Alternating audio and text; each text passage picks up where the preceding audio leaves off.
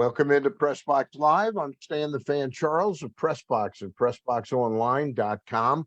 And with me is Gary Stein. Mr. Stein, how are you? I'm good, Stanley. It looks like this is our first one in like 3 weeks or something, isn't it? Yeah, something like that. Maybe Yeah, you were down in Florida. Weeks. 4 weeks. I've missed it. I've missed you, Gary.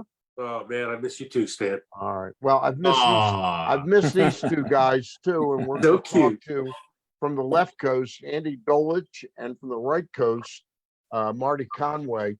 I call it our sports business huddle, and we'll start in just a moment. I want to tell you that baseball betting is here. Bet $5 with DraftKings and get $200 in instant bonus bets, along with other great incentives and promos when you sign up at PressBoxOnline.com/offers. Baseball futures, bets, season specials, and player award bets are already live in the state of Maryland. Go to PressBoxOnline.com/offers now for your shot at winning big. And of course, I always thank the folks at the Costas Inn for sponsoring these sports gab fests.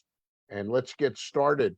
Guys, I just happen to know that Marty Conway is a referee, does some college refereeing. I know Andy is a lifelong NBA fan, and Gary knows a thing or two about basketball, play-by-play voice of UMBC.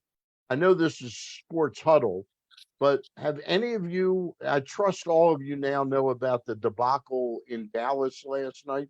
Have any of you ever seen honestly, a huger mistake than this in a professional sports game? Andy, Steve Kerr took credit for it this morning in a comment in the Bay Area. He goes, "That's the way I drew it up. It's one of the best plays that I've ever come up with. It had everybody completely confused, and it was hilarious." So we'll go to the official to explain. Yes, yes, Marty, please explain. Oh, I know. Stuff. We're always the last one. It's our fault when it doesn't work out. I'm totally comfortable with that. But look, this is the way it often, I won't say often, when you said it hasn't happened in a professional game, I think I saw it once in an 8-year-old game where all the kids went to the wrong end of the court. But generally, I would just say that if you saw that, if you had the ability to see it, you probably would put your hand up and say, hold on, am I missing something? Yeah. Have I made a mistake along the way to do it? right. And not to give them more time, but just to say, this does not look like I thought it would look out when I came out. Having said that, based on the pool reporting and everything else we know, they told them going into the timeout, coming out, whose ball it is, etc. But that does not mean I see this in other games I've done at various levels. They walk out of that timeout huddle and you would have thought that they didn't pay attention to anything. Yeah. But it looks so plainly, obviously wrong that I would have thought one of the three people would have had the wherewithal to say, wait a minute, is this what you want? I think you really direct that to the head coach and say, Coach, your team is on the wrong side of the floor. This is, Yeah, Coach, we're Gary, going this you got way, a thought right? on that? Yep. I think Jason Kidd said it was very confusing. Yeah, well, let me ask from Marty's perspective for a minute, Marty. Yep. Let's say it turns out that you as a referee or somebody, as a referee makes an obvious wrong call that costs the game for a team. Okay. Yeah. Does the team have the ability to appeal the decision and replay it from that point at all? No, because you'd have to say, well, maybe it's that play, but maybe it's also 3 plays in the first half or 2 in the second quarter, whatever it is. Unfortunately, we tend to look at things late in the game as the determining play, when in fact there were shots missed and other things that occurred, throughout. But like as I said, generally going into a timeout and coming out of a timeout, generally the officials are huddled together, and late game situations are what we break down all the time, which is to say, whose ball, what's the shot clock, what's the game clock, who if we go to a held ball, whose ball is it? There's 4 or 5 or 6 things that are right on the top of your mind. And I would just say, if teams come out of the huddle and they start to go in a direction that you don't think it is, you would probably say, Coach, do you know it's their ball down here, right? And then eventually that works out. But you would try not to, because just like you would not put the ball in play, and if a team was late coming out of the huddle in a late game situation, by rule, you can put the ball down and they can play. But in a late game situation, you're not going to do that because, like you just said, Gary, you can't possibly overturn that with more time to come. So I think there's some fault that goes all the way around in this case. But this is the NBA. I'll be quite honest. They've cut out a lot of veteran officials over the last several years, and I don't think they have the best of the best anymore. But that's my take. That's well put. Yeah. Guys, we time this each year now, and I can't believe it's like 3 years we're doing these Zooms talking sports business. And we timed this one to coincide with the beginning of the baseball season.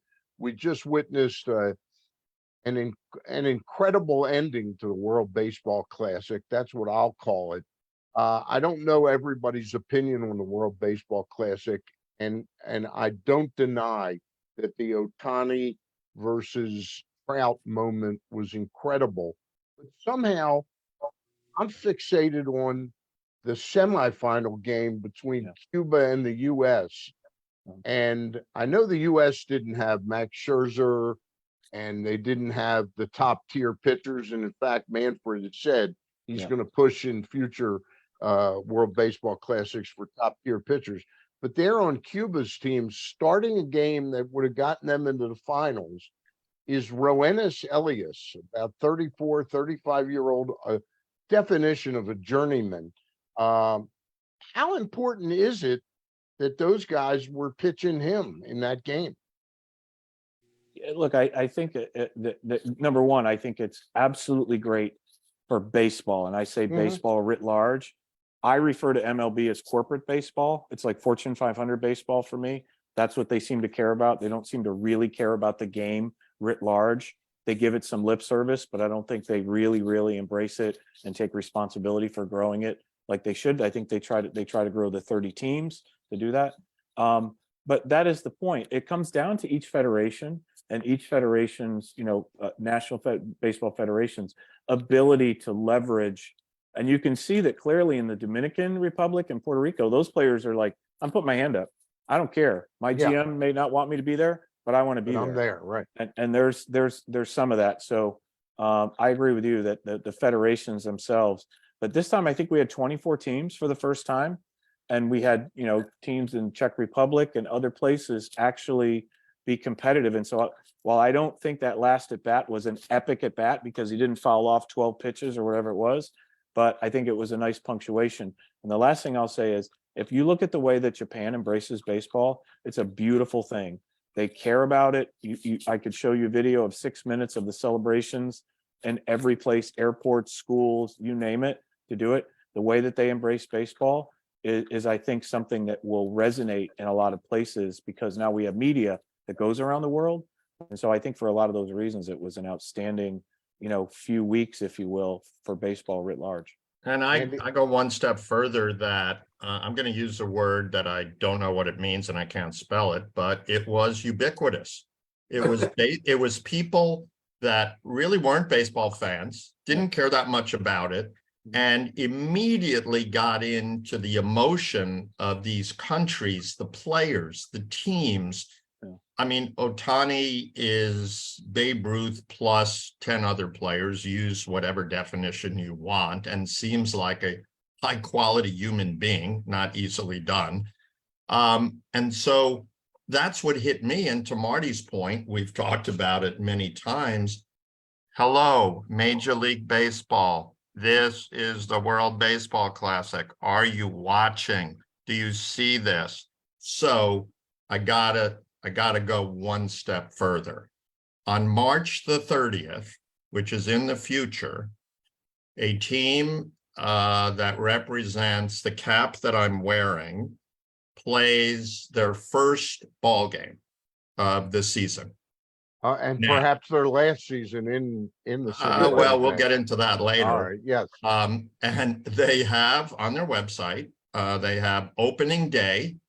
Of course, the game is 7 o'clock first pitch. I won't hold that against them, but that's opening night.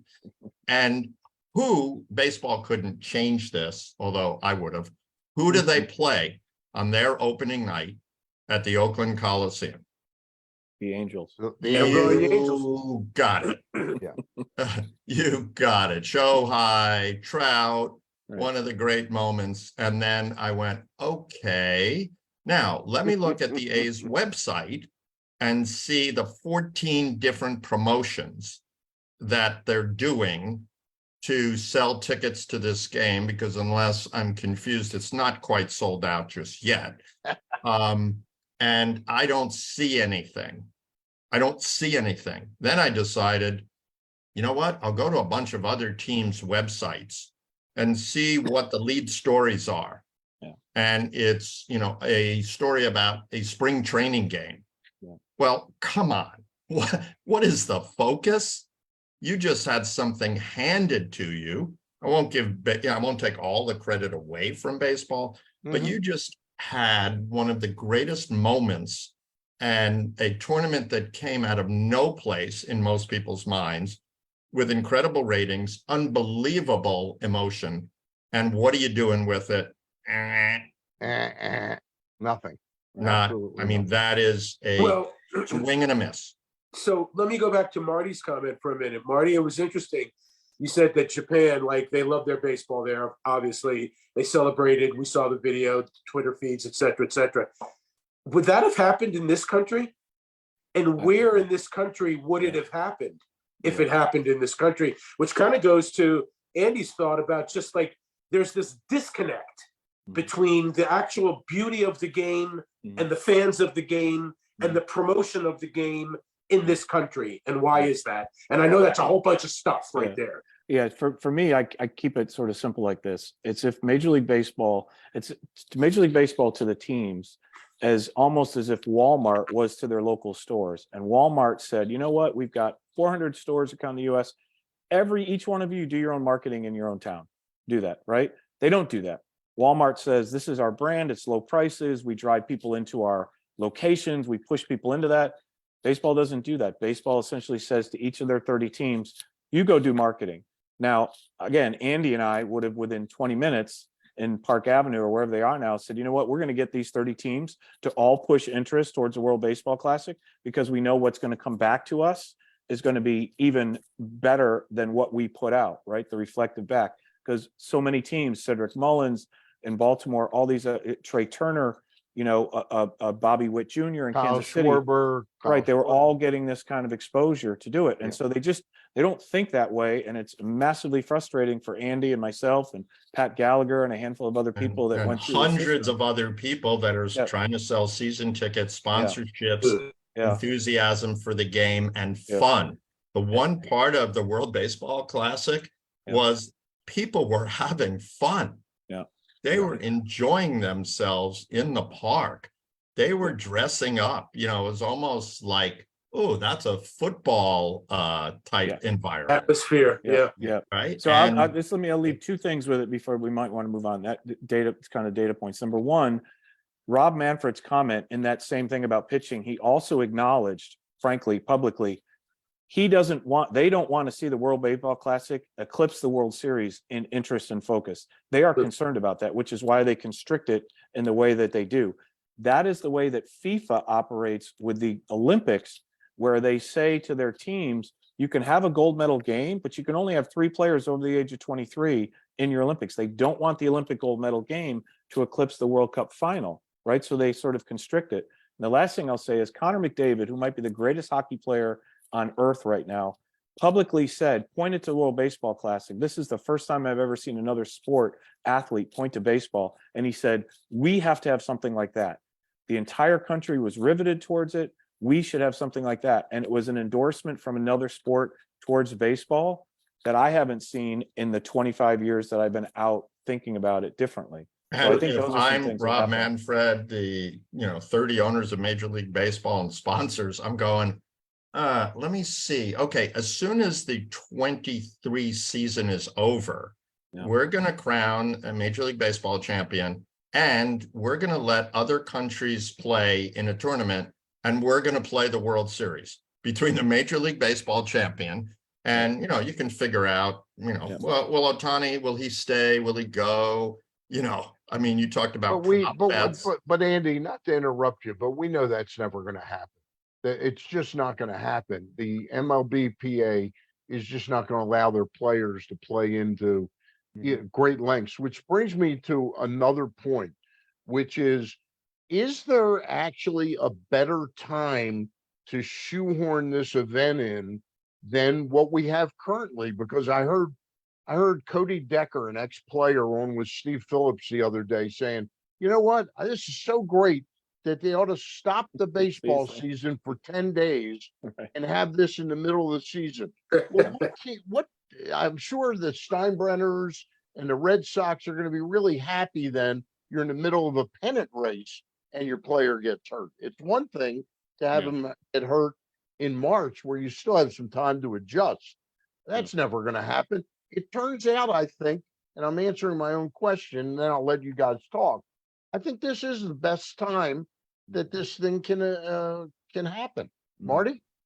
Yeah, I think that's right. Manfred also said that too, that they've looked at this and flipped it 6 ways to Sunday, post, November or whenever time to do it. And they're just, there's the Caribbean World Series that happens in January and like spot on the calendar. I agree with you that some of this, not a lot of it, but this idea every 3 years, or maybe have every 2 years an America's tournament that, it's almost like the Ryder Cup and the President's Cup, kind of how they exist to do it.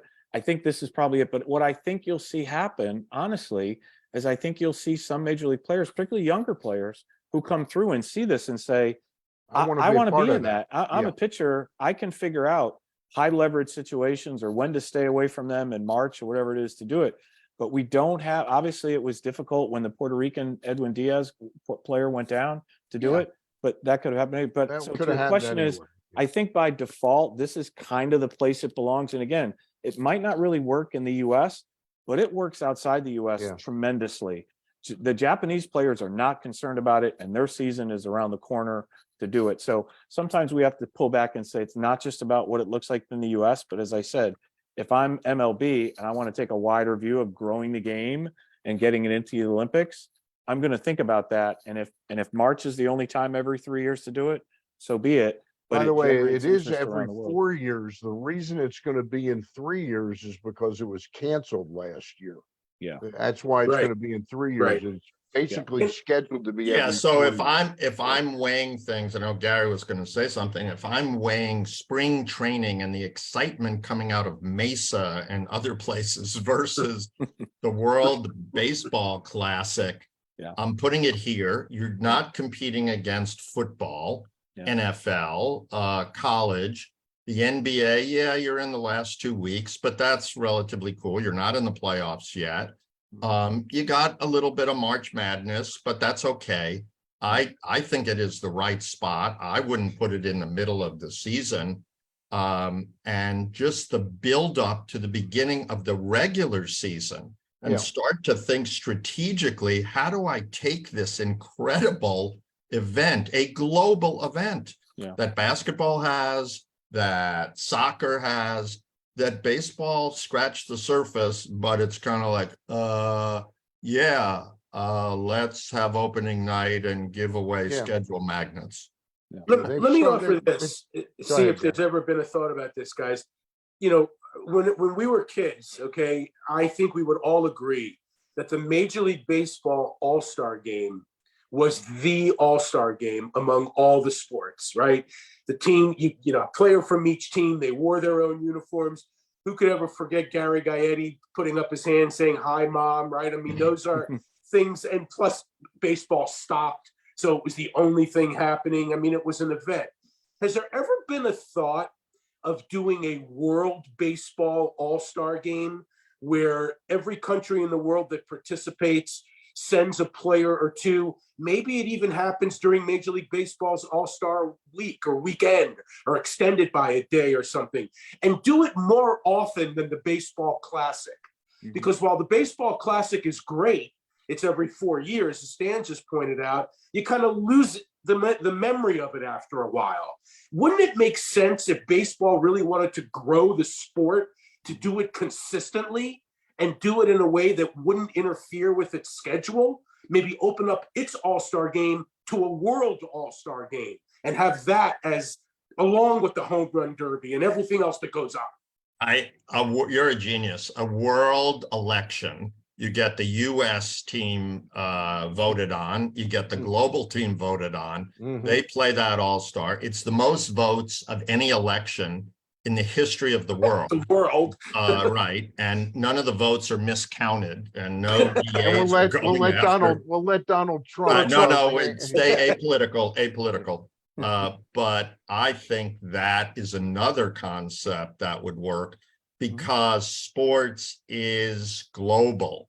And, you look at different segments, baseball in this one showed that, Latin America, Mexico, Central America, Asia, South Asia is growing all the time. Australia, unbelievable. Use it, make it work, make it strategic, and have a plan instead of just a tactical, lucky charm that hit them right in the head. Do we have guys, Marty and Andy, I'm asking you, do we have numbers in on what the games drew collectively, and also the TV numbers, and where does the money go?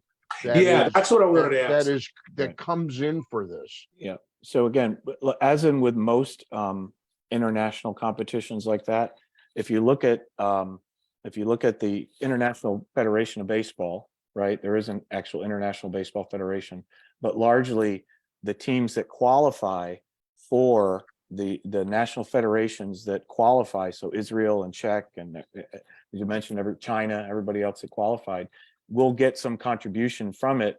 Clearly, the winning team in second place will get more of a share, but that money goes to the National Baseball Federations. So in this case, USA Baseball, and they would have a pre-existing agreement as to what players would get or coaches for participation in it.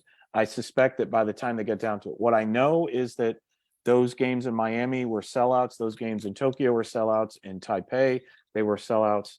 I didn't see what that total number was, but there were many more sellouts than there were opening. And I think the final game rating, it drew somewhere around 6 or 7 million people in the US. Now, again, I always caution people today and students, talking about ratings and trying to extrapolate popularity is like counting telephone poles and trying to figure out how many people live in your community. Like they're just no longer related, because so many people saw that in clips and snippets and social to do it. So the actual television rating, I think, is an acronym that we all have to move on from in trying to determine, okay, how popular was this? Andy, I agree. Andy, I have a question. Andy, I have a question. Did they draw more people for the World Baseball Classic in like 10 days than the A's will draw all year this year? That's a good question. The A's announced 770 last year. It wasn't probably 500. Right. Oh my God. Wow. And if you put the opening against the Angels, 3 games over a weekend, then they come in against the Guardians for a weekday series. With no players and the ongoing Las Vegas parallel path, we're staying, we have no players. I would say that would be si senor. A quick Google, 1.3 million people attended the World Baseball Classic from beginning to end. Wow. It's roughly double what the A's drew. A's, yeah. Wow. Yeah. So And some other teams. Somebody ought to write a book about that. Called Goodbye Oakland. Yeah, I don't know. I mean, you should mention who that. would write a book talking about how that would work. Yeah, I don't know. To be seen on a future we'll press talk box about Zooms inside press box. I think what we're saying is that for all the people that baseball's dead, it's over, no one cares, it's not there. It's always about reinventing yourself, creating agility, creating nimbleness. And, I would ask, Major League Baseball and all of these other global baseball entities, I'd love to know those meetings that they had when they talked about this, or what are they meeting now to take advantage of an idea that Gary just came up with, or Mike. I mean, this was Bud Selig's baby, wasn't it? Yeah. He had no idea that it was going to be. Do you think he had any inkling it could be this big? No, because you couldn't have known at that time about Otani and the Japanese, Yeah. the rise of the Japanese player coming. And I mean, like I said, even Venezuela, look at that roster, look at that Venezuelan, team overall. And those are sometimes, I mean, I think we've known about Puerto Rico and the Dominican for some time, but Venezuela, Mexico had a really, interesting rise. We saw teams in Canada and Great Britain catch attention. Like, there were just some things that they could have never anticipated. But again, it's not in a regular basis in the Olympics. And so right now, this is that entity. Now, maybe at some point it'll be in the Olympics when the US hosts the Olympics in 2028. And maybe when it's in Australia in 2032, Australia will decide they want to have baseball in it. They were in the World Baseball Classic. They did quite well. But it's going to take something like that for it to catch on and to have these other international competitions outside of just the And World look Baseball at the Classic. diversity of MLB, or one could say the lack thereof. 38% Hispanic players. It's down to 6 or 7% African-American players, Asian, South Asian, 2 to 3%. There's a growth opportunity there. If you went through all 30 teams, how many of them are broadcasting a multiple of games in Spanish? I don't think all of them are doing it, but I haven't really gone through it. There's a marketplace here. Look at the population of the United States in terms of the Hispanic market. Yeah. And that's a family-oriented group. They love their soccer, football, and they're loving baseball. Sell it. Always be selling. Always. And I would say the last thing is that if we didn't prove anything, is that you could have a major league franchise in Mexico City and be just fine. I think it's very clear now that the next expansion, at least one of those teams, should be in our contiguous. You read Mexico, my whatever. piece. You read my piece that Yeah, I I sent did. to you. Right, I yeah. mean, nothing against Charlotte or San Antonio or Portland or Vegas or Nashville, where my friend Dave Stewart has put a group together. But I'll go with the place that has 22 million people. I'll go with a place. Oh, my new team president, his name is Fernando Valenzuela. Okay. I'll go to a place where every single suite is purchased by a cartel in 5.5 minutes. I'll go to a place that has the most safe environment in the history of sport and a bunch of terrific players over time and incredible broadcasting opportunities and some of the largest corporations in the world in Mexico City. What? I'm game for that.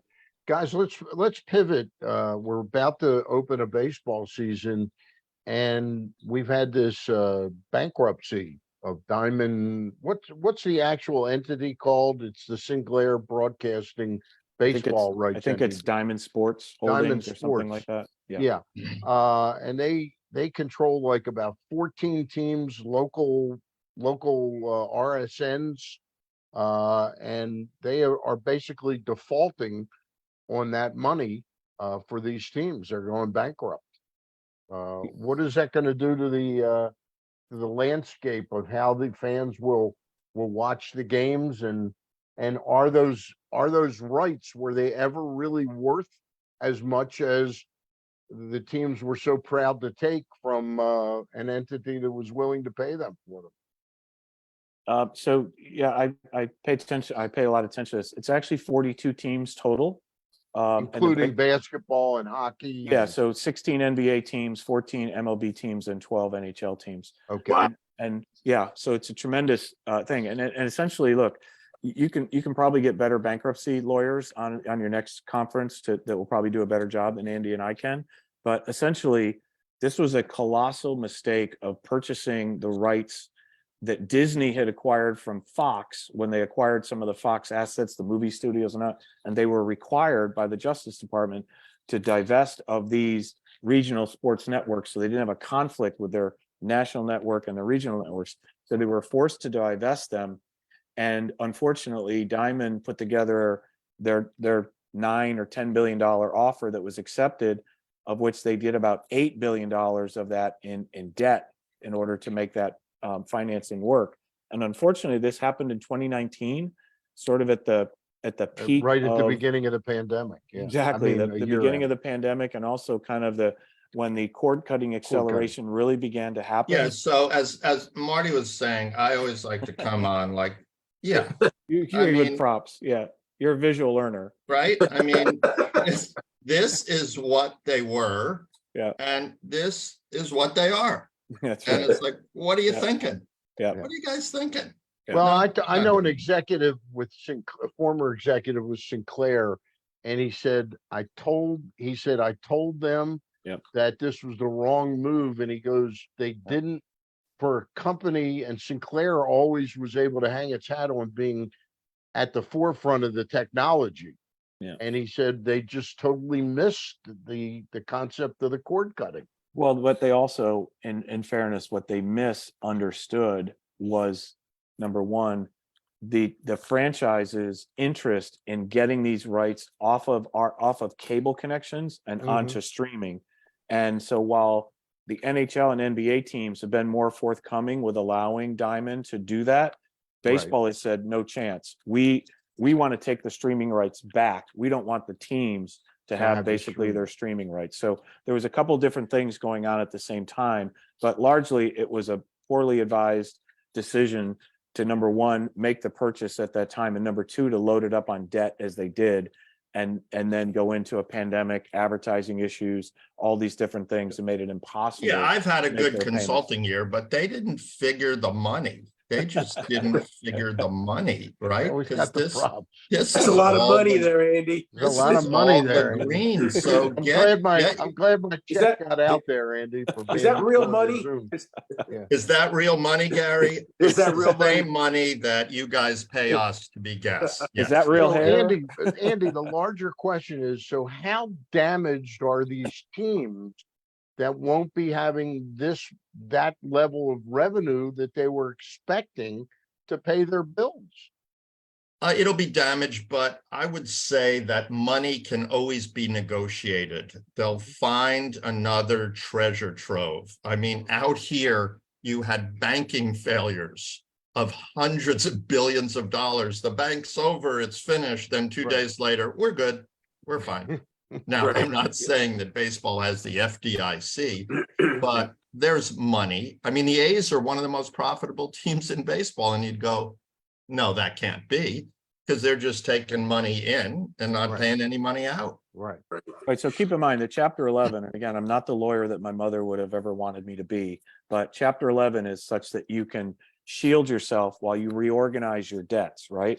It doesn't mean that they're not going to pay their rights fees. Right now, there's two teams, the Diamondbacks and the Padres, of which they have not paid their rights fees, and they're in this cure period, which Andy knows, if you don't pay, you have 30 or 60 days usually to get it cured to do it. And so they may be able to do this.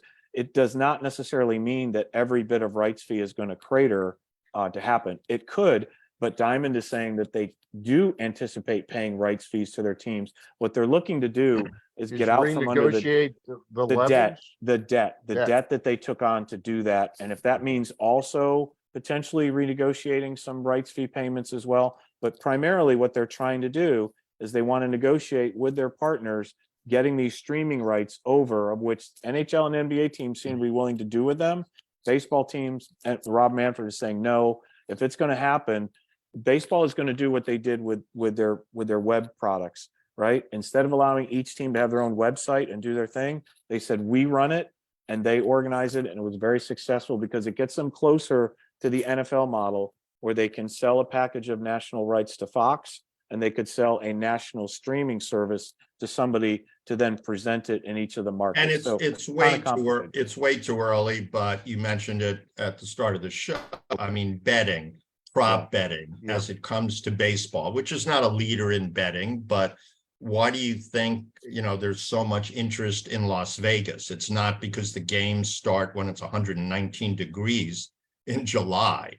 It's because we need to be there and see how this is all working. That's why the NFL is there. That's why the NBA is coming, maybe even sooner than baseball.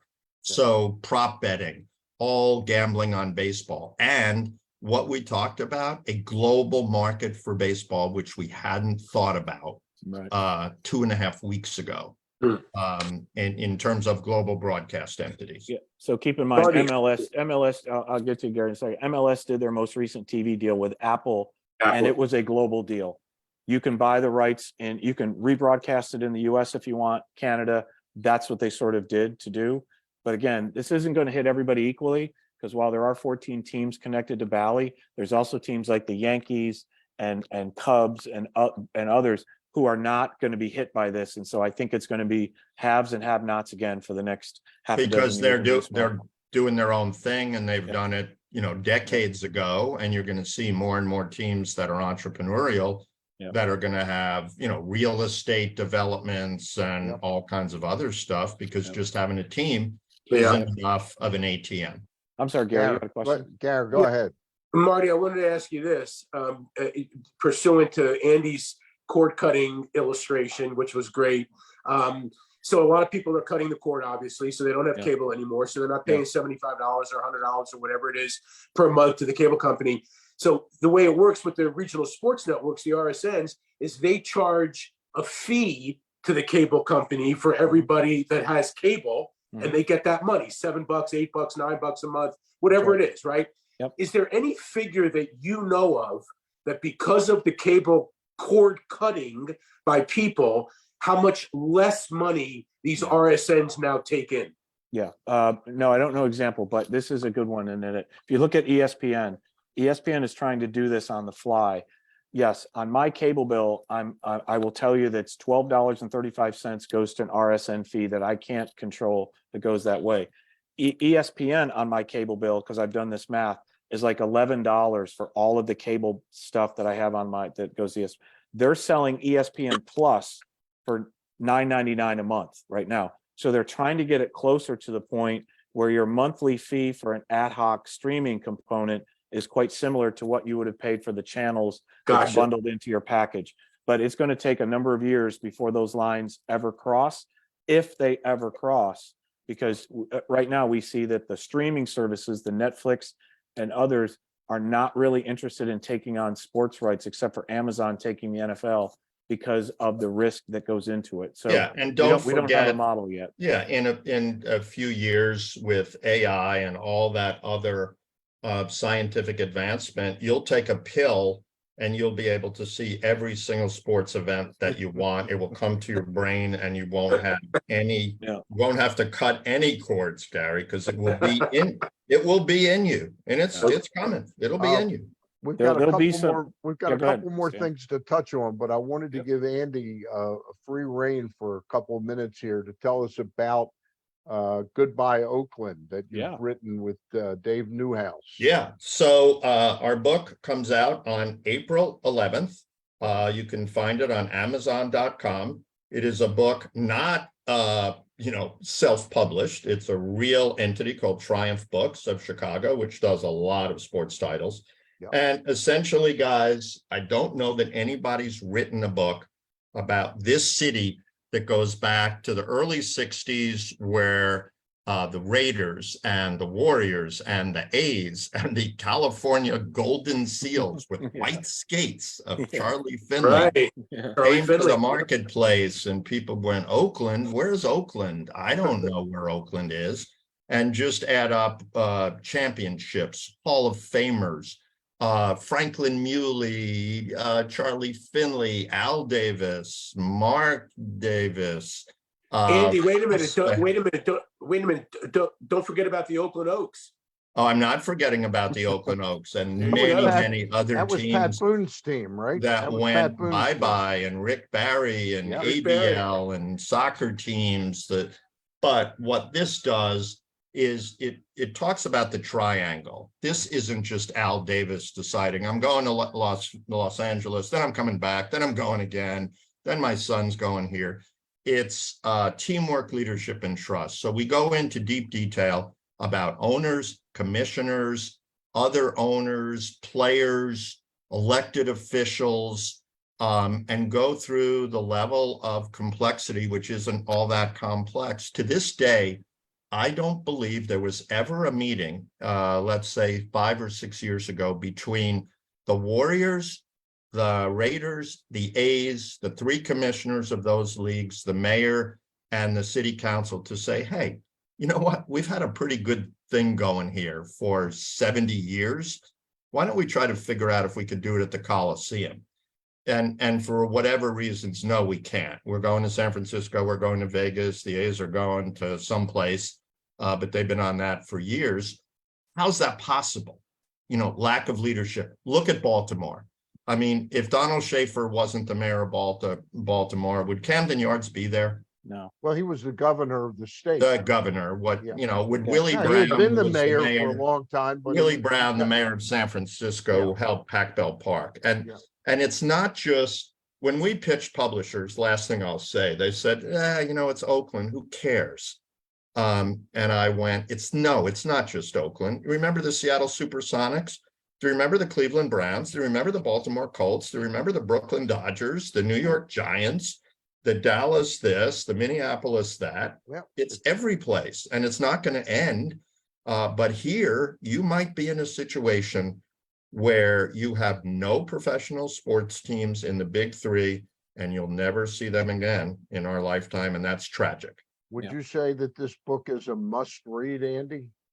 Thank you for teeing that up. No, I'd say you need to think about it for between 1 and 3 seconds and immediately buy it, based upon the money that Marty and I and Gary and Stan are making. Yeah. No, I just think it is a terrific story that goes very deep into the personalities and not just the owners, but talks about, you know, what a Dave Stewart meant to the community, a Tony La Russa, you know, a Jim Otto, people like that help make communities and make sport the great sort of town square in many places, not just in the United States, but as Marty said, around the world. Mhm. And we're going to lose it in Oakland, never to get it again.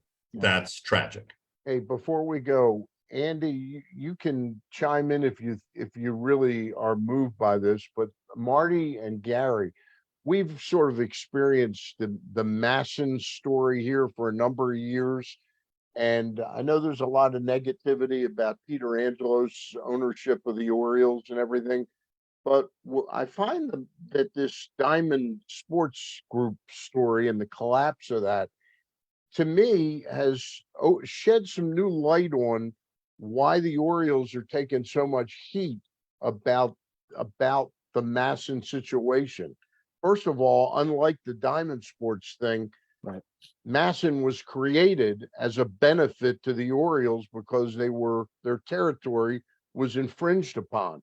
Right. Doesn't this change the way we should shape that perception of the Orioles and Masson?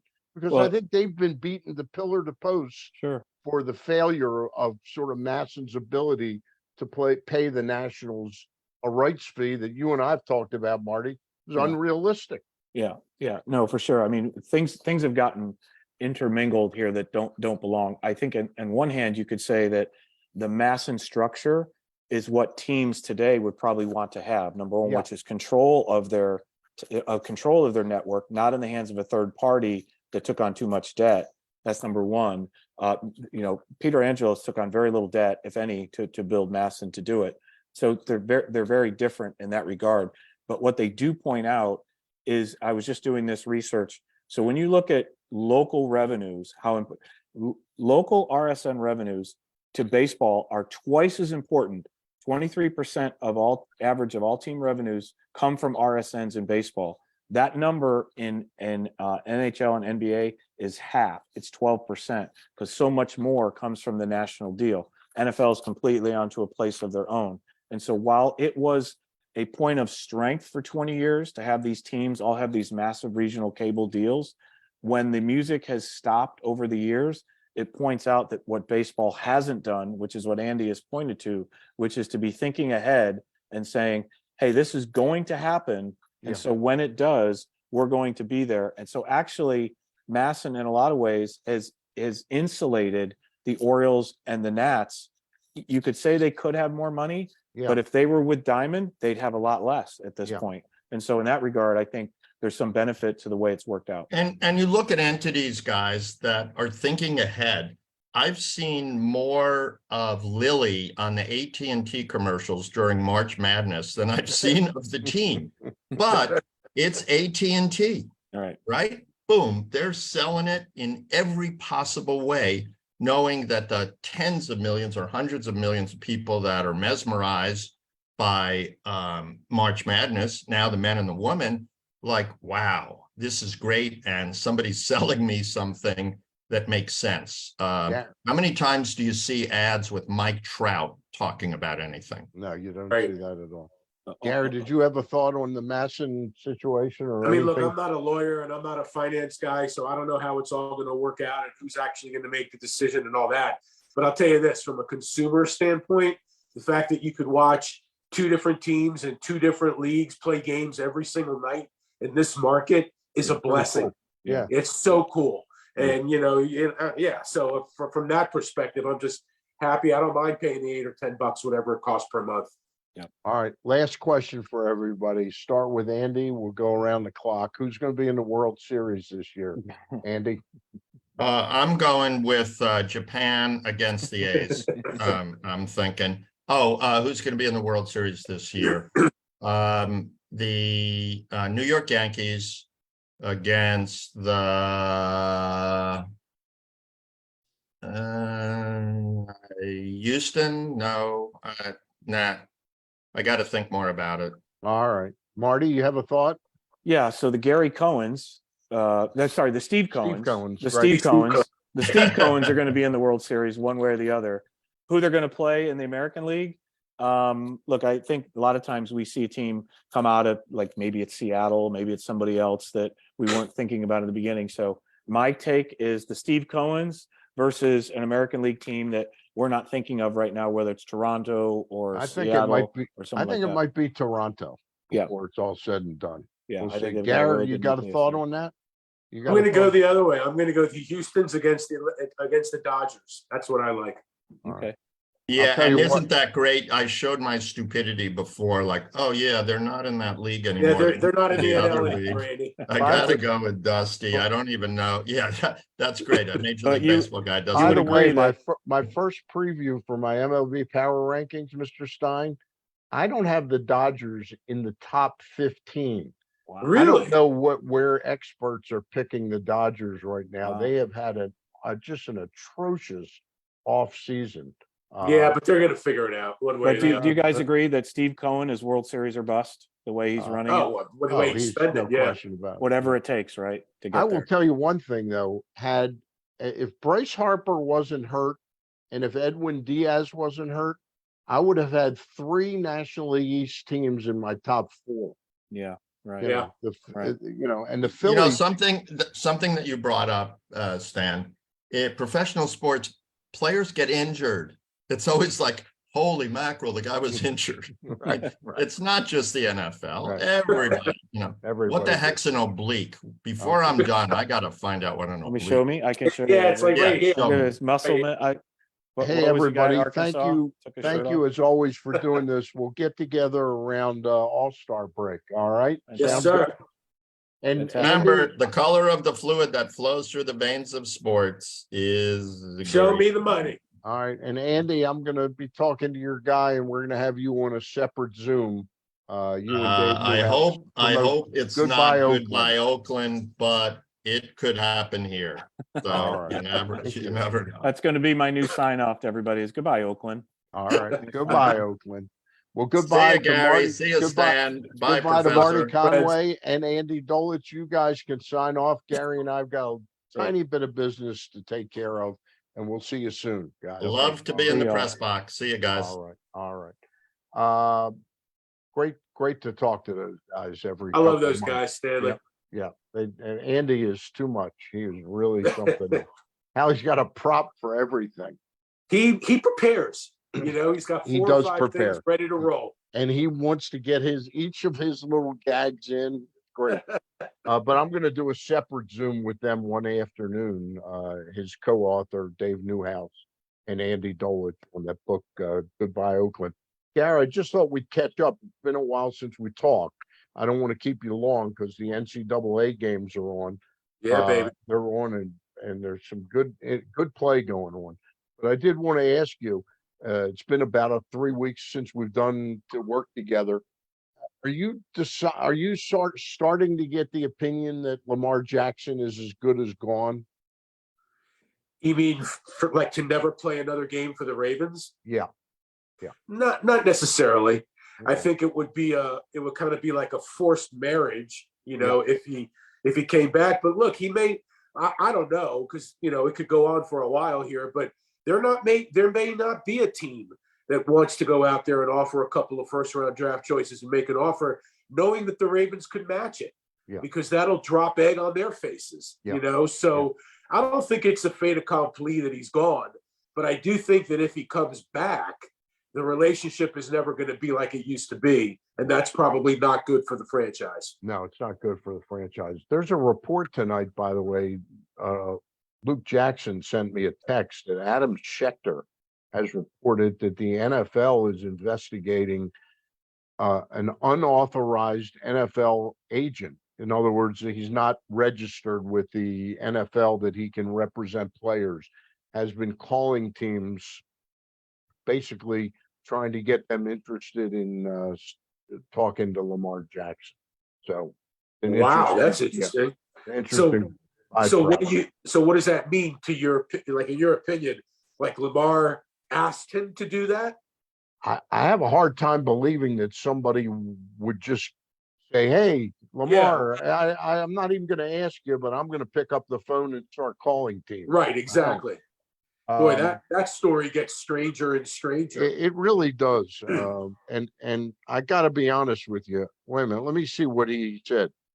This is from Luke Jackson to me at about 5:50. Source: NFL sent a memo to all clubs letting them know that the NFLPA informed the league that a person by the name of Ken Francis, who is not an NFLPA certified agent, may be contacting teams and attempting to persuade team personnel to enter into negotiations with Lamar Jackson. Wow.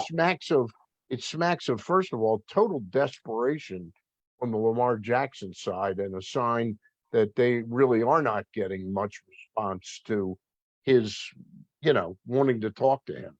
I think he has butchered his goodwill and good faith in this town. Really.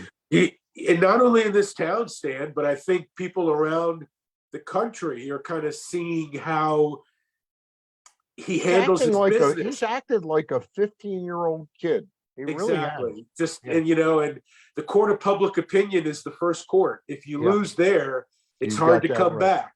Got that right. That's what he's done. Hey, next week I've got to double check it. I've been sick for a week since I got back from Florida, but I think we've got Jeff Zri back next week to talk about that. Yeah, that'll be interesting. We got some other things to get into. How you feeling, by the way? I'm feeling fine. Okay. Fine. All Good. right. Yep. Hey, want to thank the Costas Inn for sponsoring these Zoom videos. They've done it for the past couple of years, and they're going to continue with us. We really appreciate the good faith of the Costas Inn, located 4100 North Point Boulevard. And again, you can order your food online at costasinn.com, pay for it online, pick it up there at the restaurant, but you don't even have to get out of your car. That's their curbside special service at the Costas Inn. They've only been there for about 52 years. That's it? Wow. All right. Hey, hopefully this spring or summer, you, me, and Julie and Jane can head out to the Costas Inn together. All right. I would like that, Stanley. Thank you. All right. I'll talk to you soon. Yep, you got it.